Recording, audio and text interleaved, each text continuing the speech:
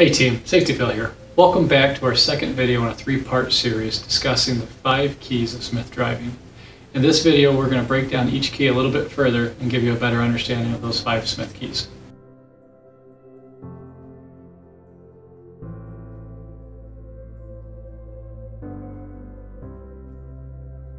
Key number 1 of Smith driving teaches us to aim high in steering. Now the average person, when they get behind the wheel of a motor vehicle, is only looking 3 to 6 seconds in advance of where they're traveling, the same as if they were walking or jogging.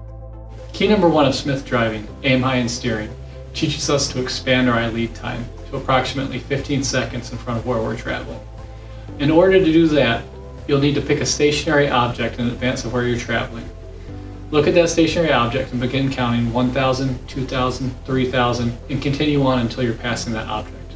2,000, 3,000, 4,000, 5,000, 6,000, 7,000, 8,000, 9,000, 10,000, 11,000, 12,000, 13,000, 14,000, 15,000, and we have our good 15-second eye lead time. So now I know that's approximately how far in advance I should be looking into the future.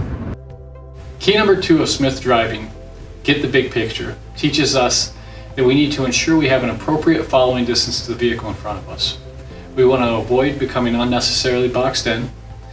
We want to ensure that our speed is neither too fast or too slow for the conditions we're traveling in.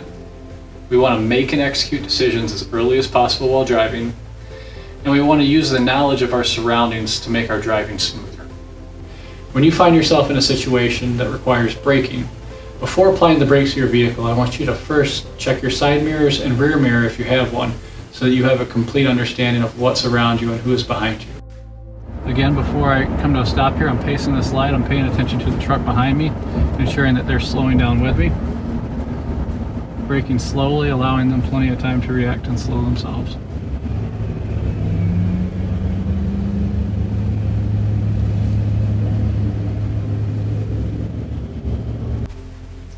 Key number 3 of Smith driving teaches us to keep our eyes moving.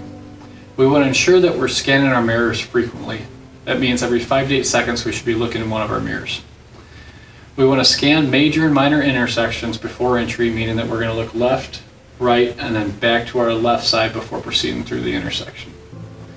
You also want to ensure that you keep your eyes moving, not becoming fixated on any single object for more than 2 seconds. So we should constantly be adjusting our focus to different objects around us. We don't want to become fixated on just our traffic light. We want to be aware of our entire surroundings and what's changing around us. And in order to do that, you're going to continue your mirror checks, and you're going to check the area around the vehicle for any changes or any potential hazards. Now when this light turns green, I'm going to wait 2 seconds before I proceed into the intersection to allow time for the intersection to clear of traffic. Key number 4 of Smith driving teaches us to leave ourselves out. We want to adjust our speed to avoid unsafe intrusion by other drivers and vehicles. We want to leave appropriate space cushion. We want to select lanes to minimize danger and maximize space around our vehicles. My space cushion, I'm just going to choose when the vehicle in front of me passes a stationary object. I'm going to begin counting. I'm going to choose as soon as this truck passes this little turn, I'm going to start counting. 1,000, 2,000, 3,000, 4,000, 5,000. So I have a good 5-second following distance to the vehicle in front of me. Key number 5 of Smith driving teaches us to make sure they see you. When you're driving, you want to ensure that you're seeking the eye contact of other pedestrian motorists around you.